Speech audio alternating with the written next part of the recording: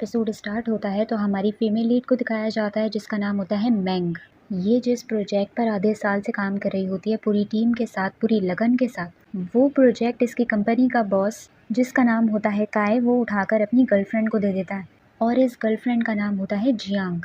मैंग को ये बात जानकर बड़ा गुस्सा आता है और वो आकर काय पर चिल्लाने लगती है कि तुम मेरे साथ ऐसा कैसे कर सकते हो, मैंने इस प्रोजेक्ट पर कितनी मेहनत करी है, तुम ये उठाकर ऐसे किसी को कैसे दे सकते हो। मगर बॉस इसकी एक नहीं सुनता और इसका प्रोजेक्ट इससे छीन लेता है। तो ये क्या करती है कि उसी वक्त कंपनी छोड़कर जाने लगती है और वो इसके जले पर नमक छिड़कने लगती है। तो मैंग कहती है कि तुम्हें क्या लगता है कि तुम मेरा प्रोजेक्ट मुझसे छीन लोगी और मैं तुम्हें आराम से जाने दूंगी। इस प्रोजेक्ट का जो क्लाइंट होता है उसको ये मैंग उठाकर दूसरी कंपनी के पास भेज देती है कि तुम उनसे अपना काम करवाओ। ये सुनकर जियांग मैंग को थप्पड़ लगा देती है।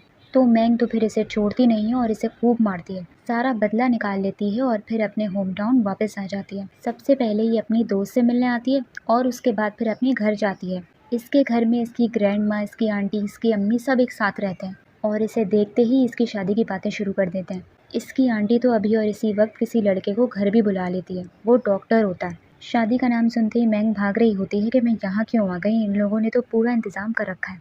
इतने में वो लड़का घर पर आ जाता है और ये अपने कमरे की खिड़की से कूद के भागने की प्लानिंग कर रही होती है। इतने में ही वहाँ पर फूड डिलीवरी करने के लिए एक लड़का आता है और जब वो अपनी कमरे की खिड़की से कूद रही होती है तो वो लड़का खिड़की के नीचे ही खड़ा होता है, यानी कि घर के बाहर।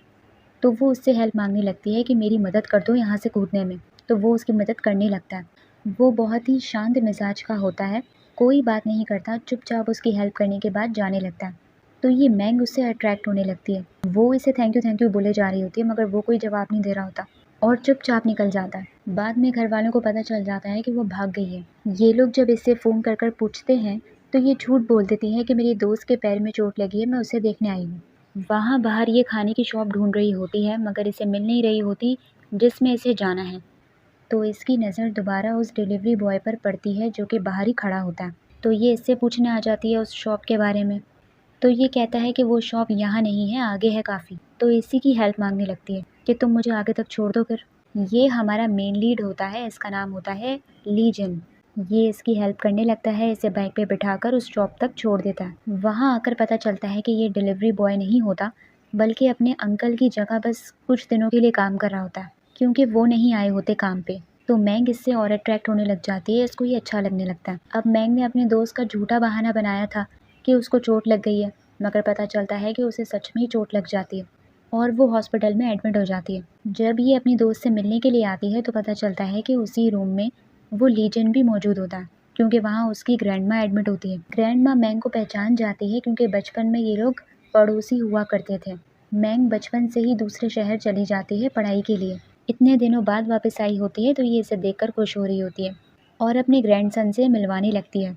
मगर लीजन तब भी चुपचाप बैठा होता है, ज़्यादा रिस्पॉन्स नहीं देता। अब ग्रैंडमा और लीजन की आपस में बातें चल रही होती हैं तो ये दोनों सुन लेती हैं और इनको पता चलता है कि लीजन की तो पहले से ही गर्लफ्रेंड है। तो मैंग का दिल टूट जाता है मगर जब उसे पता चलता है कि उसकी गर्लफ्रेंड का नाम जियांग है तो वो शॉक हो जाती है।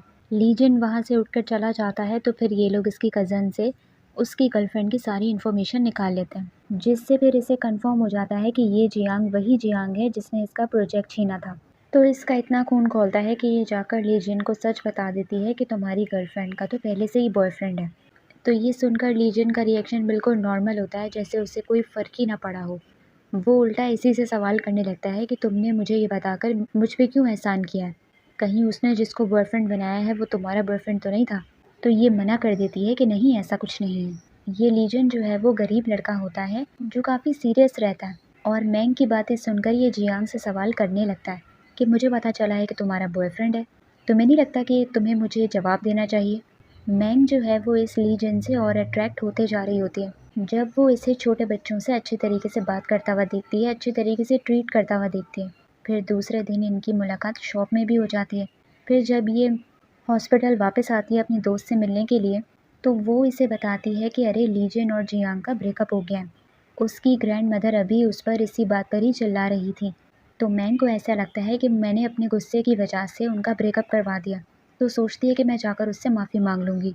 इससे पता चलता है कि ये बार में जॉब करता है तो वहाँ पहुँच जाती है उसके पास। वहाँ वो लड़कियों के साथ बैठा बातें कर रहा होता है तो बीच में आ जाती है और उससे कहती है कि मुझे तुमसे बात करनी है, बाहर आओ। तो अचानक से इसके पास जियांग की कॉल आती है, तो ये स्पीकर पर डाल देता है और वो इसे बता देती है कि हाँ मेरा बॉयफ्रेंड है, तुम प्लीज़ मेरे घर वालों को मत बताना, मैं तुम्हें सब समझा दूंगी। ये सब बातें वो उसकी ज़्यादा सुनता नहीं है और कॉल काट देता है और मैंग से कहता है कि सुन लिया तुमने अब। तो मैंग इससे रोकने लगती है और इससे सॉरी कहने लगती है, मगर अचानक से मैंग को कोई लड़का नज़र आता है जिसे देखकर वो छुपने लगती है। इस लीजन के पीछे ही छुप रही होती है। वो लड़का मैंग को नोटिस कर लेता है, तो उससे बचने के लिए वो बार के अंदर घुस जाती है, बल्कि सीधा वॉशरूम में ही जाकर छुप जाती है। तो वो लड़का भी इसके पीछे वॉशरूम तक आ जाता है, मगर वो लेडीज़ वॉशरूम होता है तो बाहर के लोग उसे अंदर जाने नहीं दे रहे होते। किसी को नहीं पता होता कि वही इस बार का बॉस है। वो चीख रहा होता है कि अरे छोड़ो मुझे, मैं बॉस हूँ, मुझे अंदर जाने दो। वहाँ मैंग परेशान हो रही होती है कि इससे बचकर मैं यहाँ से कैसे निकलूँ।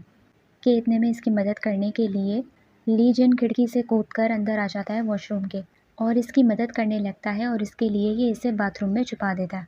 वो लड़का सच में उस बार का बॉस होता है, ये बात सबको समझ आ जाती है और वो वॉशरूम के अंदर घुस जाता है। तो ली जिन मैंग को बचाने के लिए नाटक करने लगता है कि जैसे वो यहाँ किसी लड़की के साथ है और उसकी शक्ल वो अपने बॉस को देखने नहीं देता। उन्हें पागल बनाकर वहाँ से भेज देता है और मैंग को बचा लेता है। इसकी इन एफर्ट्स को देखकर मैंग और खुश हो जाती है इससे और पता चलता है कि ये उस बार में गाना गाता है। उसे गाना गाता हुआ देखकर मैंग बस उसे देखती रह जाती है और यहीं एपिसोड ख़त्म हो जाता है। तो आप लोग मुझे बताइए आप लोग को एपिसोड कैसी लगी। लाइक कीजिए, सब्सक्राइब कीजिए, कमेंट भी कर लीजिए। Thank you so much.